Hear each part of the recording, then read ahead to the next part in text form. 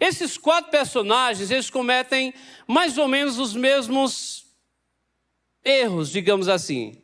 O jovem chama Jesus de bom mestre. A Marta chama Jesus de Senhor segundo a humanidade. Você vê que o que ela exige desse Senhor é que ele seja juiz entre ela e Marta, entre ela e Maria. E não, ela não está vendo o Senhor como nós, né, Senhor dos céus. Ela está vendo o Senhor aqui na terra. Um homem que está entre elas duas, que são mulheres, para a cultura da época era bem assim, o homem tinha sempre a primazia, e ela diz a ele, diga a ela que venha me ajudar. Tenta, né, mostrar para ele que ele, como homem, tinha que botar ordem na casa. Então ela está vendo Jesus como Senhor, como homem, como um ser masculino entre eles ali, né? O Nicodemos vê Jesus como rabi, bom mestre também. E a mulher samaritana vê ele como profeta. Os 4 cometem o mesmo erro que Pedro não cometeu lá em Mateus 16:16. Quem dizem ser o Filho do Homem? Tu és o Cristo, o Filho do Deus vivo. Qualquer um dos 4 que tivesse entendido isso, já teria partido na frente. Infelizmente, nenhum dos 4 tinha essa leitura, como todo o Israel não teve. Infelizmente, todo Israel cometeu o erro de entender Jesus como um profeta, como um bom homem, e, por final das contas, né, aquela turma que se interessava na situação ali política e tudo mais, acabou matando, né, e cumprindo o que a Bíblia já previa, né? Então, Israel inteiro não entende, não lê a situação corretamente, não vê a coisa corretamente, entende Jesus como um blasfemo, como alguém que está se pondo no lugar de filho de Deus, e o matam por isso, né? E esses 4 também não entenderam. Todos eles viram ele como alguém fora do que ele de fato é.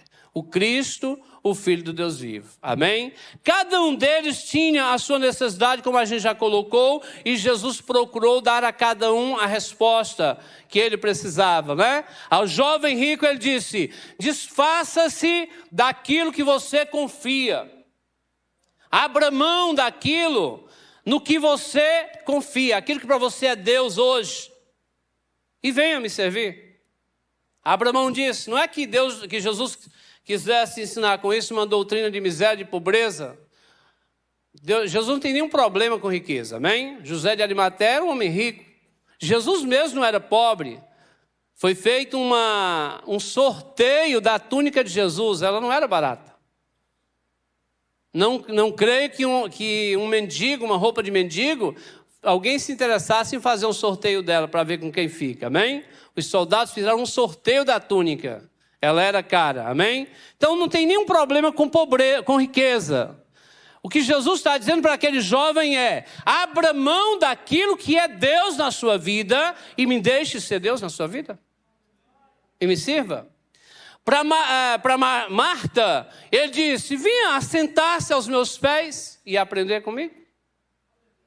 Para Nicodemos ele disse, você precisa nascer de novo.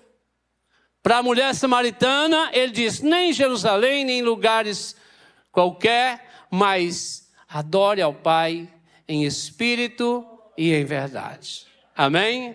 Se nós pegarmos essas 4 lições para a nossa vida nesta noite, já serão muito boas. Amém? A primeira, não tenha riquezas ou qualquer uma outra coisa no lugar de Deus, não ponha nisso sua confiança, porque as riquezas não servem. Não servem, irmãos. Não servem. Amém? O louvor que a irmã Sara cantou aqui diz que quão profundas riquezas são o saber e o conhecer de Deus. Isso é riqueza. Isso é riqueza. Amém? Isso é riqueza. Eu lembro quando meu irmão esteve em 2016 à beira da morte, numa UTI, minha família inteira correndo, feito louco. E eu nunca vivi um momento tão aflito como aquele na minha história inteira, né? E eu lembro que eu estava no hospital com ele, em Caucaia, o hospital não tinha estrutura para sustentá-lo. Eu cheguei lá meia-noite, ele estava conversando comigo, até 7 da manhã ele foi desmaiou, né? Foi definhando até desmaiar, perder, e ir para a sala de ressuscitação e toda aquela situação. E eu saí dali com uma aflição tão grande, amados, naquele dia. E eu lembro que os meus irmãos, todo mundo, nós somos 11, né? Tínhamos 10 correndo para lá e para cá. E uma irmã queria vender o apartamento dela, outro queria juntar dinheiro de lá e de cá para resolver alguma coisa, né? E na época tem 2 médicos que são amigos de uns meus irmãos, e ele tinha chamado eles para essa roda de conversa com a família, né?